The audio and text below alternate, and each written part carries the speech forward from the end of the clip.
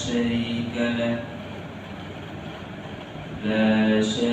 له ولا وزير له ولا مثل له ولا مثال له ونشهد أن سيدنا ونبينا وشفيعنا وحبيبنا وحبيب ربنا وطبيبنا وطبيب قلوبنا محمد صلى الله تعالى عليه وعلى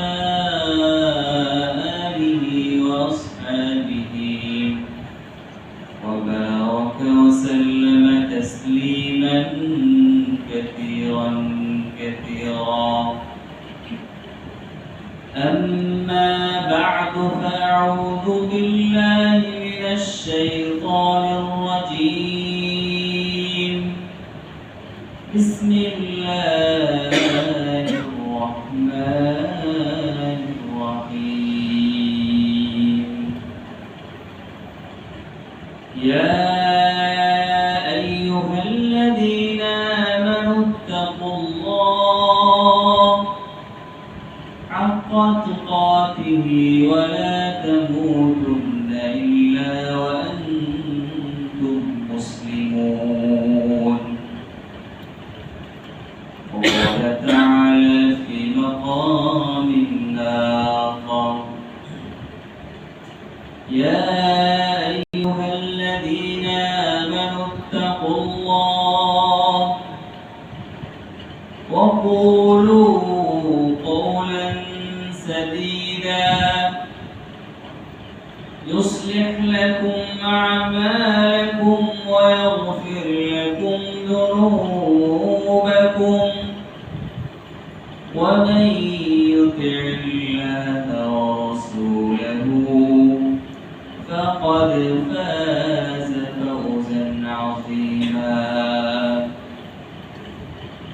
وقال رسول الله صلى الله عليه وسلم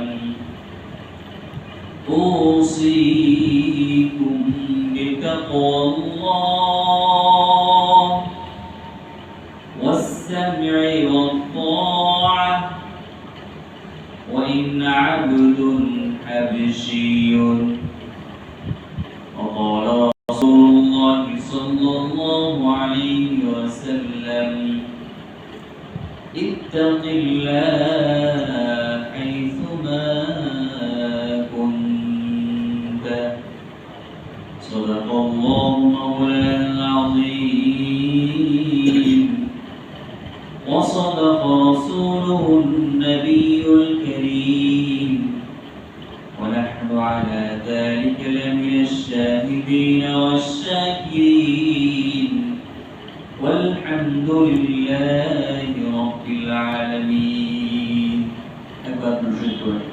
اللهم صل على محمد وعلى آل محمد كما صليت على إبراهيم وعلى آل إبراهيم إنك حميد مجيد. اللهم بارك على محمد وعلى آل محمد كما باركت على إبراهيم وعلى آل إبراهيم إنك حميد مجيد. الحمد لله.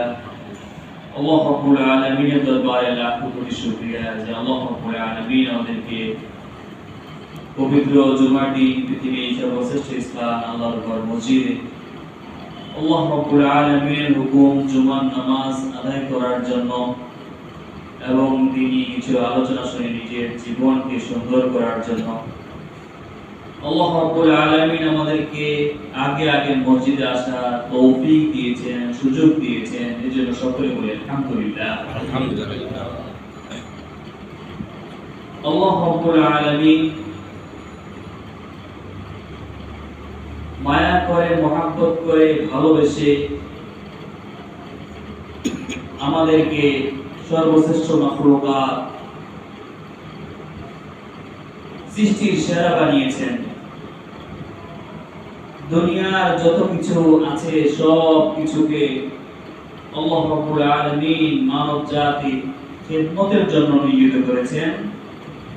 আর আল্লাহ রাব্বুল আলামিন এই মানব জাতিকে এবং জিন জাতিকে একমাত্র আল্লাহ রাব্বুল আলামিনের ইবাদত করার জন্য সৃষ্টি করেছেন।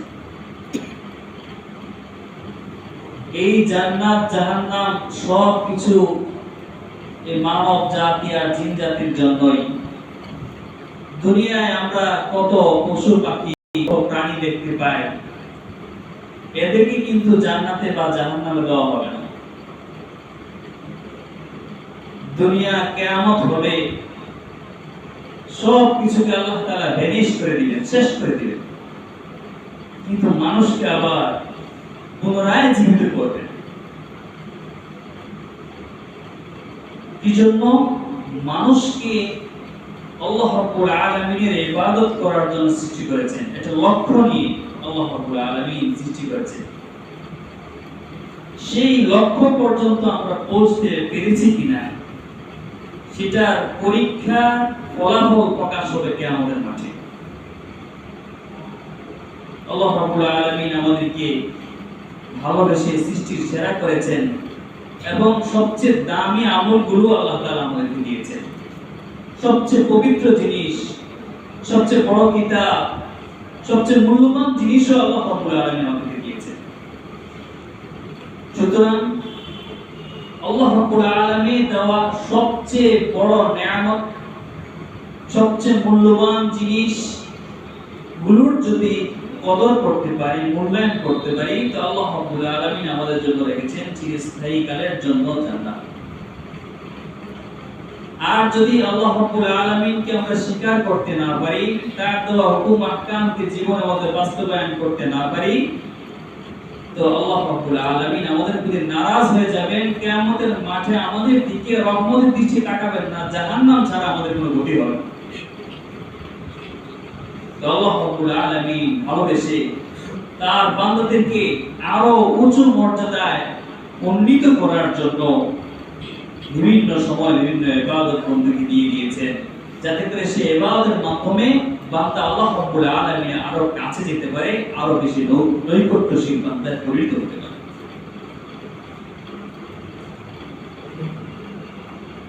তো বান্দা যেন নৈকট্যশীল বান্দা হয়, বান্দা যেন তার রবের আরো কাছে যেতে পারে, সেজন্য আল্লাহ রাব্বুল আলামিন ঈমানের পরে সবচেয়ে বড় ইবাদত আমাদেরকে দিয়েছেন নামাজ। নামাজের পরে আল্লাহ রাব্বুল আলামিন আমাদেরকে সিয়াম বা সওম, রোজা দিয়েছেন। কি জন্য রোজা দিয়েছেন? রোজা দিয়েছেন আমরা যেন আল্লাহ তাআলার আরো কাছে যেতে পারি, আল্লাহ তাআলার আরো নৈকট্যশীল বান্দা হতে পারি, এজন্য সওম দিয়েছেন। কারণ আল্লাহ তাআলা নিজে কোনো কিছু খান না, কোনো কিছু পান করেন না। সুতরাং বান্দাও যদি আল্লাহ রাব্বুল আলামিনের আদেশে সে খাবার থেকে বিরত থাকে, পানাহার থেকে বিরত থাকে, তো বান্দা আল্লাহ তাআলার অনেক কাছে চলে যায়। এবং আমরা যেন আল্লাহ রাব্বুল আলামিন নৈকট্যশীল বান্দা হতে পারি, মুত্তাকি আর পরহেজগার হতে পারি, আমাদের দুনিয়ার জীবন এবং আখিরাতের জীবন যেন সুন্দর হয়, সেজন্য আল্লাহ রাব্বুল আলামিন এই রোজাকে দিয়েছেন।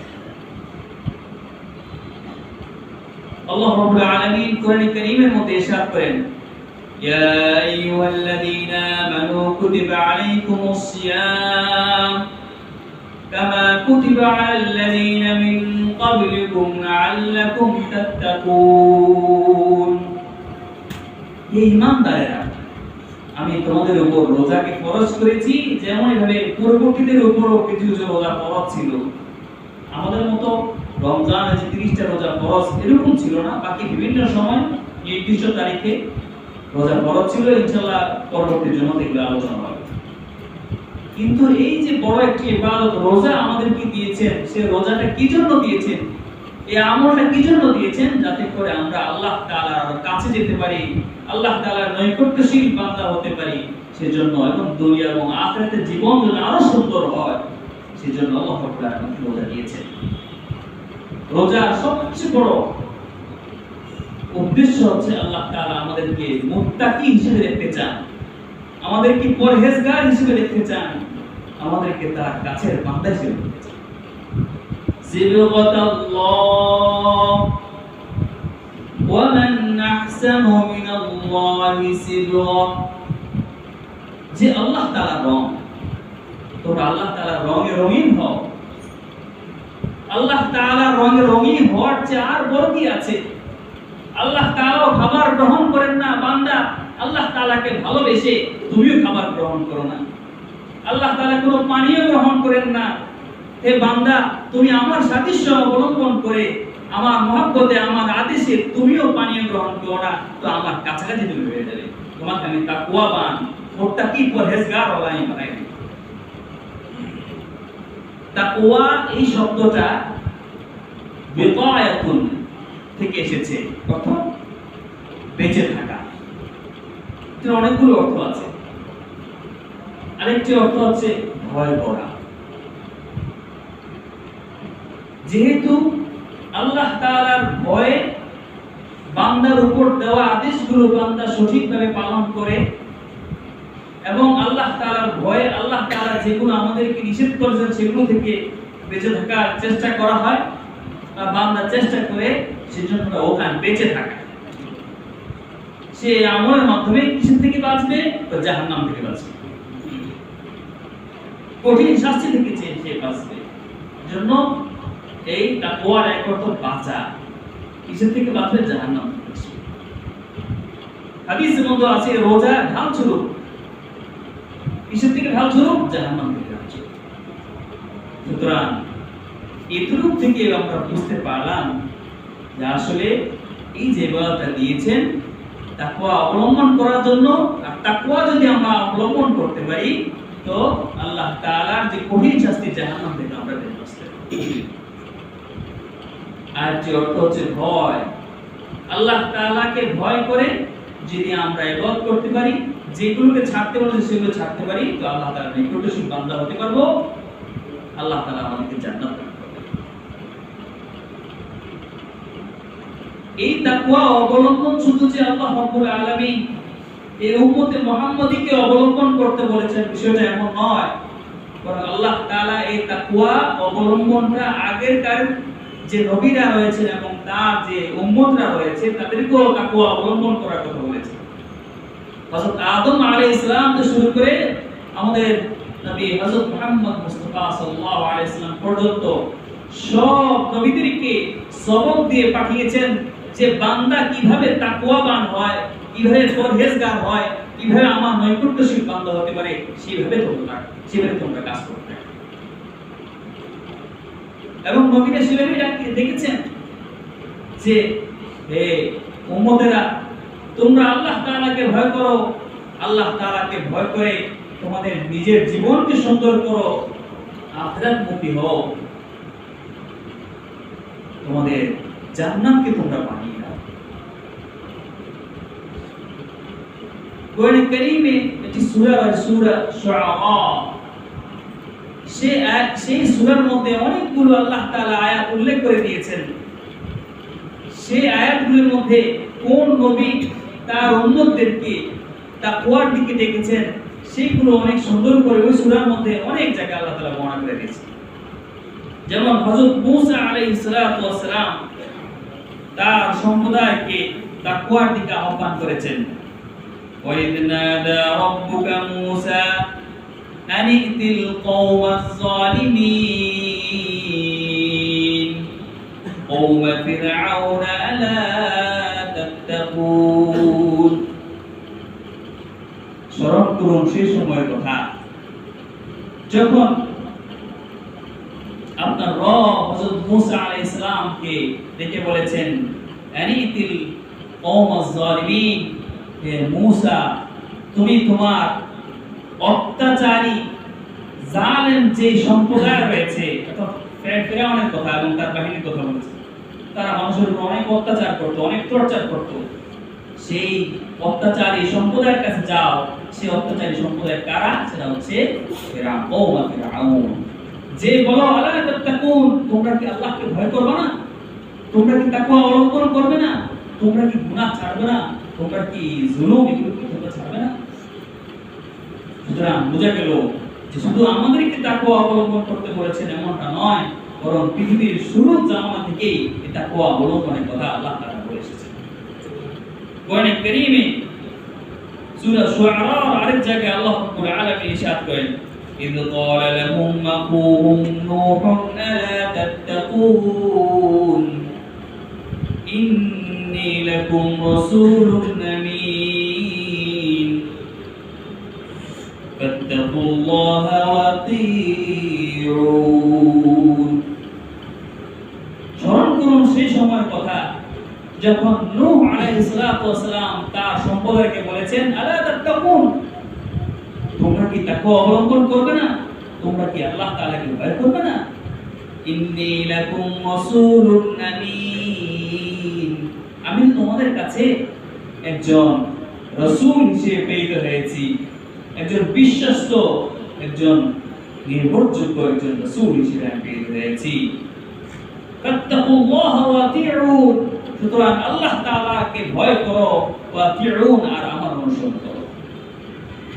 এরকম ভাবে আল্লাহ রাব্বুল আলামিন এর কিছু আয়াত পরেই হযরত হুদ আলাইহিস সালাতু ওয়াস সালামের কওমের কথাও সূরা শুআরার মধ্যে উল্লেখ করে দিয়েছেন। ইয ক্বালা লাহুম আখুহুম হুদ আলা তাত্তাকুন ইন্নী লাকুম রাসূলুন আমিন ফাত্তাকুল্লাহা ওয়া আতিউন। স্মরণ করুন সেই সময়ের কথা যখন হযরত হুদ আলাইহিস সালাম তার সম্প্রদায়কে ডেকে বলেছে, আলা তাত্তাকুন, তোমরা কি তাকওয়া অবলম্বন করবে না? তোমরা কি আল্লাহ তাআলাকে ভয় করবে না? ইন্নী লাকুম রাসূলুন আমিন, আমি তো আল্লাহ তাআলার পক্ষ থেকে একজন নির্ভরযোগ্য একজন রাসূল হিসেবে প্রেরিত হয়েছি। ফাত্তাকুল্লাহ, তোমরা তাকওয়া অবলম্বন করো, আল্লাহ তাআলাকে ভয় করো, গুনাহকে ছাড়ো, ওয়া আতিউন, আর আল্লাহ তাআলা আমাকে রাসূল হিসেবে পাঠিয়েছে, শিক্ষক হিসেবে পাঠিয়েছে, সুতরাং আমার অনুসরণ করব, হিদায়াত দিয়েছে। এরকম ভাবে আল্লাহ রাব্বুল আলামিন সালেহ আলাইহিস সালামের কথা এবং তার সম্প্রদায়ের কথাও কোরআনে উল্লেখ করে দিয়েছেন। ইয ক্বালা লাহুম আখুহুম সালিহুন আলা তাত্তাকুন ইন্নী লাকুম রাসূলুন আমিন ফাত্তাকুল্লাহা ওয়া আতিউন। স্মরণ করুন সেই সময়ের কথা যখন সালেহ আলাইহিস সালাম তার সম্প্রদায়কে বলেছে যে তোমরা কি তাকওয়া অবলম্বন করবে না? তোমরা কি আল্লাহকে ভয় করবে না? তোমরা কি গুনাহকে ছাড়বে না? তোমরা কি জুলুম আর অত্যাচারকে ছাড়বে না? ইন্নী লাকুম রাসূলুন আমিন, আমি তো একজন রাসূল, বিশ্বস্ত রাসূল, আমাকে রাসূল হিসেবে পাঠানো হয়েছে। তাত্তাকুল্লাহা ওয়া আতিউন, আল্লাহ তাআলাকে ভয় করো, গুনাহকে ছাড়ো, ওয়া আতিউন, আর আমার অনুসরণ করো। এরকম ভাবে আল্লাহ তাআলা আরেক জায়গায় হযরত লূত আলাইহিস সালামের কথা উল্লেখ করে দিয়েছেন, lahum aquhum lutun la tattaqun inni lakum rasulun amin fattaqullaha wa ati'un। স্মরণ করুন সেই সময় কথা যখন তোমাদের ভাই, তাদের ভাই লূত আলাইহিস সালাম তার সম্প্রদায়কে ডেকে বলেছে, আলা তাত্তাকুন, তোমরা কি আল্লাহকে ভয় করবে না? তোমরা কি গুনাহকে ছাড়বে না? ইন্নী লাকুম রাসূলুন আমিন ফাত্তাকুল্লাহা ওয়া আতিউন, আল্লাহ তাআলাকে ভয় করো, গুনাহকে ছাড়ো, আল্লাহ তাআলার আদেশকে তোমরা মানো, ওয়া আতিউন, আমারও তোমরা অনুসরণ করো। এরকম ভাবে আল্লাহ তাআলা শুআইব আলাইহিস সালাতু ওয়াস সালামের কথাও এবং তার সম্প্রদায়ের কথাও এই সূরা শুআরার মধ্যে উল্লেখ করে দিয়েছেন। ইয ক্বালা লাহুম আখুহুম শুআইবুন লা তাত্তাকুন ইন্নী লাকুম রাসূলুন আমিন ফাত্তাকুল্লাহা ওয়া আতিউন। স্মরণ করুন সেই সময়ের কথা যখন হযরত শুআইব আলাইহিস সালাতু ওয়াস সালাম তার সম্প্রদায়কে বলেছে, কি বলেছে, আলা তাত্তাকুন, তোমরা কি তাকওয়া অবলম্বন করবে না? গুনাহকে ছাড়বে না? আল্লাহকে ভয় করবে না? তোমাদের মনে কি আল্লাহ তাআলার কোনো ভয় নাই? ইন্নী লাকুম রাসূলুন আমিন ফাত্তাকুল্লাহ ওয়া আতিউন। আল্লাহ তাআলাকে ভয় করো আর আমার অনুসরণ করো, হেদায়েত পেয়ে যাবে। তোমাদের জন্য যে চিরস্থায়ীভাবে জান্নাতকে নির্ধারিত করা হয়েছে সেই জান্নাতের দিকে এগিয়ে যাও। আল্লাহ তাআলা হুকুম মানো।